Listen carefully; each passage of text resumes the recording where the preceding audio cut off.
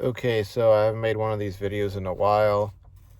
It's not another journey out of debt update video, and I got my bullet points written down on this piece of paper, so I can kind of just run them through and run through them rather, and um, get the video done and uploaded.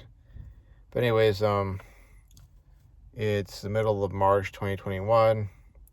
Um, Basically back on track.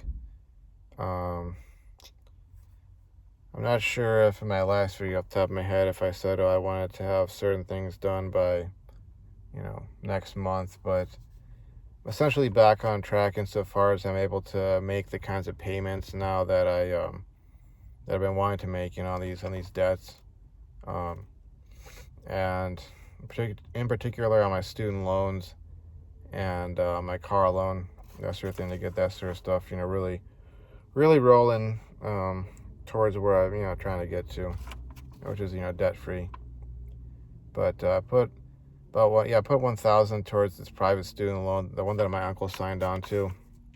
That 1,000 essentially is like the amount that I want to be putting every 2 weeks, from every paycheck, for like about 2,000 every month, towards that loan or whichever loan I'm targeting for payoff.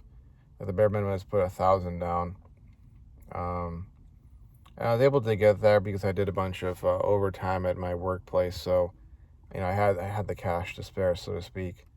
So I'm also paying down the credit card. The one of the three credit cards that I use, there is one that has some money on it that I could send to my bank account because it was from like a refund. Need to get around to that, contacting them and finagling something with them so they can possibly deposit that onto my or into my bank account, so I'd have it will show up as zero on that. But the other two credit cards I do have open, I haven't been using. I had to pay like a membership fee a bit ago, but there's the one credit card I have used. I kind of dipped into that because I needed to pay for the class I'm taking and also pay off some other expenses. Let's just put it that way. But I didn't have the cash at that point in time. I guess I kind of got really like sort of the debt payoff frenzy. I put too much paying down like some of these student loans. I wanted to get that last loan paid off. The other, when I say last, I mean like the last one that I paid off. I wanted to get that paid off, ASAP at that point. At the end of I think it was back in January. So I had put more money towards that, and then I had these other expenses come up, and essentially I had to dip into my credit card. But in order to sort of reset that, I put in more time at work, and then I, have this cash now. So basically, yeah, I'm paying down that credit card. I plan to pay it off next month, and then it'll be back to zero. And the idea would be not only to really be, continuing to live minimalistically, but also to reestablish an emergency fund so that worst comes to worst, I don't have to dip back into credit card debt. I can just be pulling actual cash out of the savings account and using that so that I don't have to, be using a credit card and then be paying it off and continuing to do that. And to that end, I have about $300 in my savings account right now. I'm trying to get it up to the $1,000 mark that's part of Dave Ramsey's Total Money Makeover plan. So then, I'll be like cycling back to baby step 2, while also continuing to pay down debt. So once I got that 1,000 in there, I may increase it, prematurely at least. And I say prematurely because technically speaking, according to his plan, you're supposed to sort of, all else being equal, you're supposed to wait until you've got all your debt paid off, except your mortgage if you have one.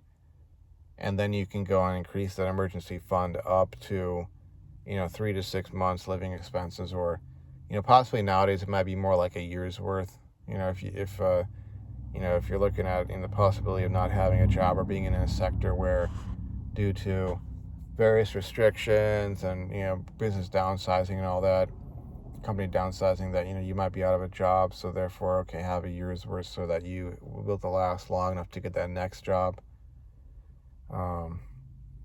But that's where I'm at right now. Like I said, I'm trying to get the emergency fund up to $1,000, just so I can, not only be checking out that box, but because that'll be enough to cover, I think, probably the vast majority of what I can foresee happening in the future.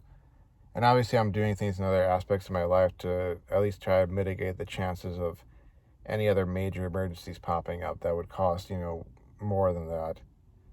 But nothing else is due at the moment.